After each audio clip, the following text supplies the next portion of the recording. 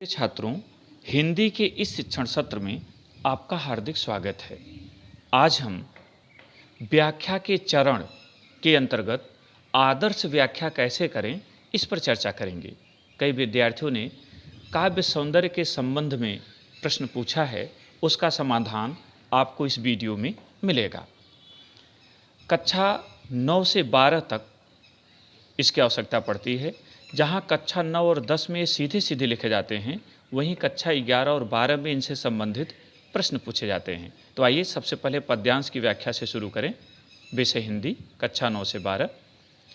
उत्तर लिखते समय सबसे पहले संकेत लिखना होता है। जिस पद की आप व्याख्या कर रहे हैं उसका पहला शब्द, फिर डाट डाट बिंदु बनाकर आखिरी शब्द लिखकर पूर्ण विराम करते हैं, इसे संकेत कहते हैं। तत्पश्चात संदर्भ लिखा जाता है। संदर्भ में कविता का नाम, कवि का नाम और पुस्तक का नाम लिखना आवश्यक होता है। अगर विशेषण लगाकर लिखें तो अधिक सुंदर प्रतीत होता है। जैसे अगर कबीर के साखी पर संदर्भ लिखना हो तो ऐसे लिखना ज़्यादा अच्छा लगेगा। प्रस्तुत सुललित, सारगर्भित एवं मार्मिक काव्य पंक्तियाँ हमारी पाठ्यपुस्तक हिंदी के काव्यखंड के अंतर्गत साखी शीर्षक से अवतरित हैं। इसके रचयिता प्रसिद्ध संत एवं समाज सुधारक कबीरदास जी हैं। प्रसंग के अंतर्गत संबंधित कविता के मूल भाव को एक दो पंक्तियों में लिख दिया जाता है। जैसे यदि साखी में गुरु की महिमा का वर्णन है तो लिखेंगे कि प्रस्तुत पंक्तियों में कवि ने गुरु की महिमा का वर्णन किया है। व्याख्या खंड के अंतर्गत संबंधित पद्यांश का 2.5 गुना अर्थात 2 पंक्ति दी हुई हो तो 5 पंक्तियों में अर्थ लिखने की परंपरा है। तत्पश्चात काव्य सौंदर्य, कविता का सौंदर्य जो कविता को सुंदर बनाता है, उसका वर्णन। तो इसके अंतर्गत पहले और दूसरे बिंदु के लिए कविता के मूल भाव को ही यहाँ लिखा जाता है। जैसे गुरु महिमा का पद है तो प्रस्तुत पंक्तियों में कवि ने गुरु के प्रति पूर्ण समर्पण भाव व्यक्त किया है। भक्ति का है तो प्रस्तुत पंक्तियों में कवि का अपने आराध्य के प्रति पूर्ण समर्पण भाव व्यक्त हुआ है। तीसरा रस, काव्य को पढ़ने, सुनने अथवा नाटक को देखने से, पढ़ता कौन है? पाठक। सुनता कौन है? श्रोता। और देखता कौन है? दर्शक। यही जोड़ेंगे परिभाषा में। तो काव्य को पढ़ने, सुनने अथवा नाटक को देखने से पाठक, श्रोता अथवा दर्शक को जो आनंद प्राप्त होता है उसे रस कहते हैं। रस को काव्य की आत्मा स्वीकार किया गया है। किसी भी पद्यांश में कोई न कोई रस अवश्य होता है। पहचानेंगे कैसे? तो जहाँ नायक और नायिका के परस्पर मिलन अवस्था या विरह का वर्णन हो या दाम्पत्य परक प्रेम की बात हो, वहाँ श्रृंगार रस। जहाँ युद्ध अथवा किसी कठिन कार्य को देखकर उत्साह उत्पन्न हो, वहाँ वीर रस। दुखपूर्ण दृश्य अर्थात प्रिय व्यक्ति अथवा वस्तु के विनाश से जो भाव उत्पन्न हो, वहाँ करुण रस। किसी की विचित्र वेशभूषा, वाणी या चेष्टा आदि को देखकर जो भाव उत्पन्न होता है, वहाँ हास्य रस। गुरुजनों का अपमान, रौद्र रस। डरावनी चीज़ें, भयानक रस। मन में घृणा उत्पन्न करने वाले दृश्य, वहाँ बीभत्स।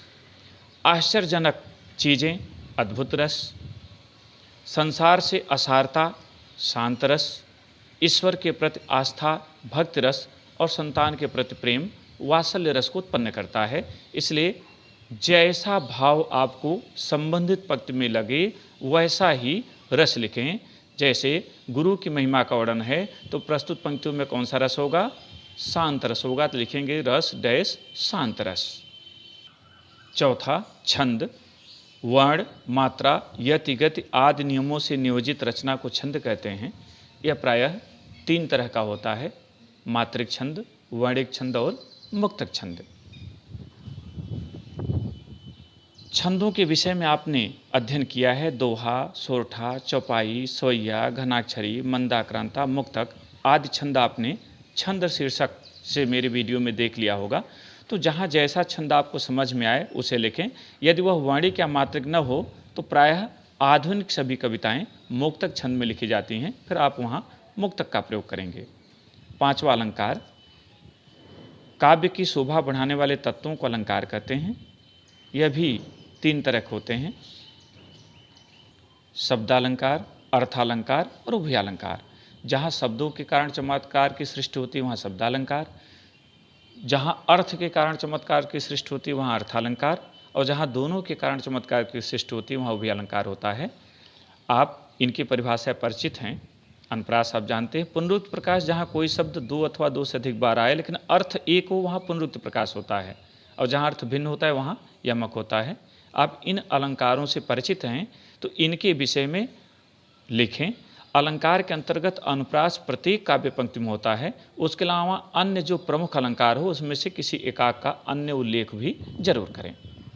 भाषा, प्रत्येक कवि की अपनी भाषा अलग होती है और यही उसकी पहचान भी होती है।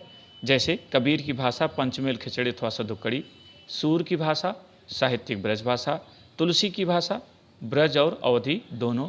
इसी तरह से आधुनिक काल में आइए तो खड़ी बोली हिंदी प्राय मिलेगी।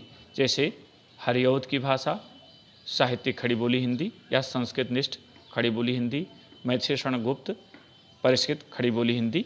इस तरह से हर कवियों की भाषा का एक रूप है, उसे आप पहचानें और यहाँ लिखें। भाषा लिखें, डैश करें, पंचमेल खिचड़ी अथवा सदुक्कड़ी। 7वां शैली। शैली को अंग्रेजी में स्टाइल कहते हैं, जिसे हिंदी में ढंग कहा जाता है। माने काव्य के ढंग को शैली कहा गया है। यह प्रबंध, मुक्तक, गीत या गेय 3 तरह की होती है। इसके अलावा भी प्रतीकात्मक आदि कई अन्य शैलियाँ भी होती हैं। प्रबंध शैली कहाँ होती है?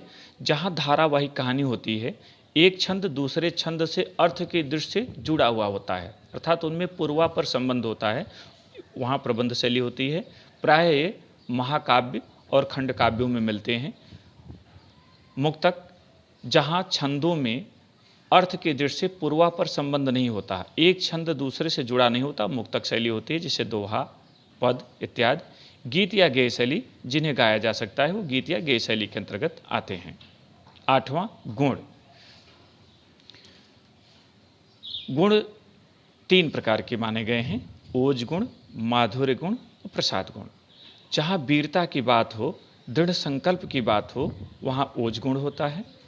जहाँ दाम्पत्य परक प्रेम हो या संतान विषयक प्रेम हो, वहाँ माधुर्य गुण होता है, और शेष सभी जगह प्रसाद गुण होता है।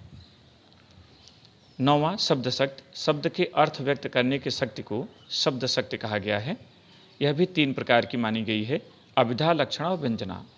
अभिधा माने सामान्य अर्थ, अगर हम ब्लैक बोर्ड कहें तो ब्लैक बोर्ड मान लें, हाथ कहें तो हाथ माने, दीवाल कहें तो दीवाल माने शब्द का जो मूल अर्थ है वो अभिधा है।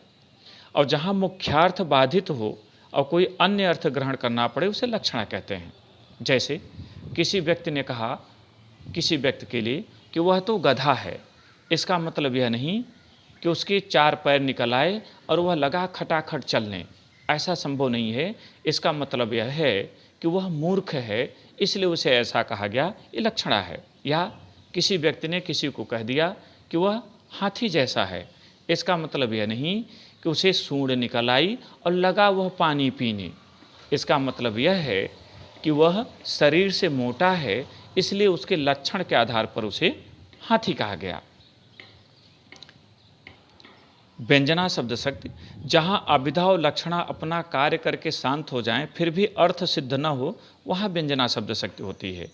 जैसे सायंकाल किसी ने कहा शाम हो गई, अब इसके अलग अलग लोगों के लिए अलग अलग अर्थ होंगे। दीपक जलाने वाले के लिए होगा मुझे दीपक जलाना चाहिए, विद्यार्थी के लिए होगा अब मुझे पढ़ना चाहिए, बुजुर्गों के लिए होगा अब मुझे घूमना चाहिए, भोजन बनाने के लिए होगा अब मुझे भोजन बनाना चाहिए, या दूर जाने वाला कोई व्यक्ति है तो उसके लिए होगा कि अब मुझे यहाँ से चलना चाहिए। व्यंजना का एक सरल उदाहरण देखें कि मान लीजिए आप प्रयागराज में आनंद भवन की ओर जा रहे हैं और रामबाग में कोई आपसे मिले और कहे कि भाई उधर मत जाइए, बड़ी गर्मी है, जबकि महीना जनवरी का हो, तो आप आश्चर्य में पड़ेंगे कि भाई इस समय वहाँ गर्मी क्यों है। उसका लक्षण यह है कि उधर कुछ विवाद हो गया है, पुलिस के डंडे चल रहे हैं, इसलिए बड़ी गर्मी है, और आप गए तो आप भी गर्म हो सकते हैं। ये व्यंजना की अपनी एक शक्ति है। अंतिम 10वां भावसाम्य। संबंधित कविता के आधार पर कोई अन्य कविता, कोई अन्य काव्य पंक्ति लिखना जिसमें उसी तरह का भाव हो। जैसे अगर आपने कबीर के गुरु महिमा का व्याख्या करते समय साखी लिया, सतगुरु हमसू रीझ करी एक कहा प्रसंग, वर्षा बादल प्रेम का भीज गया सब अंग। अब इसकी व्याख्या में आपको गुरु महिमा का दूसरा छंद लिखना चाहिए। जरूरी नहीं किसी कवि का, आप किसी का भी लिख सकते हैं। यहाँ अगर आप लिखना चाहें तो कबीर का ही गुरु महिमा का एक बड़ा ही सुंदर दोहा है, उसे आप लिख सकते हैं। यह तन विष की बेलरी, गुरु अमृत की खान, शीश दिए जो गुरु मिले तो भी सस्ता जान। प्रिय छात्रों, इस तरह से आप पद्यांश की व्याख्या करेंगे। गद्यांश की व्याख्या में संकेत, संदर्भ, प्रसंग, व्याख्या ये पूर्ववत रहेंगे। जहाँ काव्य सौंदर्य है वहाँ साहित्यिक सौंदर्य हेडिंग पड़ती है, पहला द्वारा दूसरा बिंदु वही रहता है। इसके अलावा भाषा शैली गुण शब्द शक्ति दिया जाता है और काठिन्य निवारण, कठिन शब्दों के अर्थ लिखे जाते हैं। इस तरह से गद्यांश की व्याख्या होती है। यद्यपि 9 से 12 में गद्यांश के अंतर्गत 5 प्रश्न ही पूछे जाते हैं, इसलिए वहाँ इन हेडिंगों को अलग अलग लिखने की आवश्यकता नहीं पड़ती। प्रिय छात्रों, मुझे उम्मीद है कि इसके द्वारा आप अपने ज्ञान की वृद्धि करेंगे और लिखते समय सुंदर व्याख्या लिखेंगे। बहुत बहुत धन्यवाद।